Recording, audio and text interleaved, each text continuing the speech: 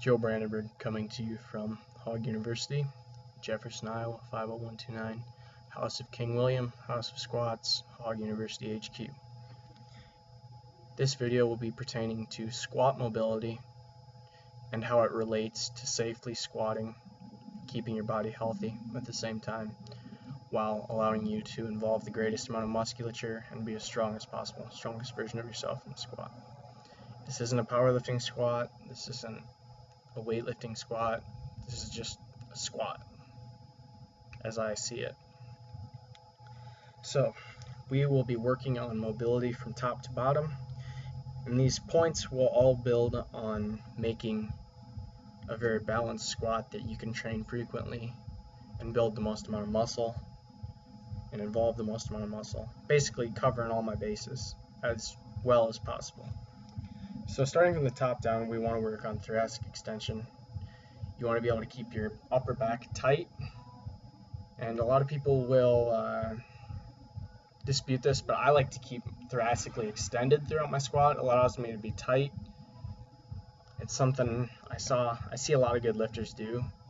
It goes against Ripple Tits and what he says about keeping a neutral spine and hip drive, but we all get to have different opinions. That's what is beautiful. And you don't even have to agree with my opinion, but it works for me and it's worked for people that have coached. So, with that being said, thoracic mobility, ways you can work on it are bridging, back extensions, soft tissue work on your upper back. A lot of it is just developing upper back strength as much as it is being familiar in those positions. So there are a lot of different things you can do for that. Squatting that fashion will make you better at it. You know, you practice how you play.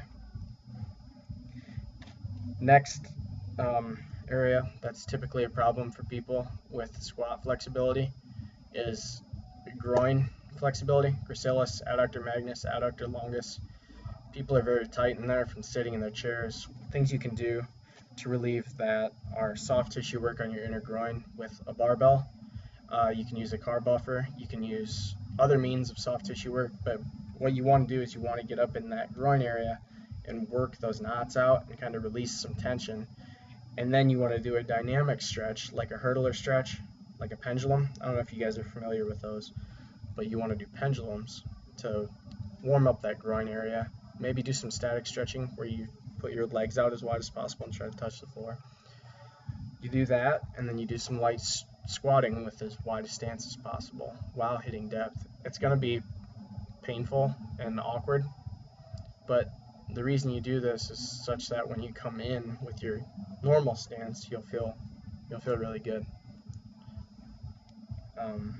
Another area of problems for people are their IT bands. You need to loosen up the outer part of your hip as well, so that you can get those, like, pull your knees out, you know. The quad hip flexor, that's something that I typically do after I squat. I do static stretching. I try to get that to release really hard. I don't do a lot of soft tissue on that for myself, but what that does is it'll relieve pressure on your knee, because a lot of times, I don't know if you guys do a lot of squatting, but when you do a lot of squatting, you'll get maybe knee tendonitis or things like that. But that will help greatly, stretching out your quads. Lastly, and I think the least important of the squat mobility portions, is ankle mobility. I don't typically see a lot of people with problems with ankle mobility to the point that it actually hinders them in their squat. I'm not saying it doesn't help to do it, because I think it does. It can make you feel better back there. A lot of times tight calves more just hurts than anything.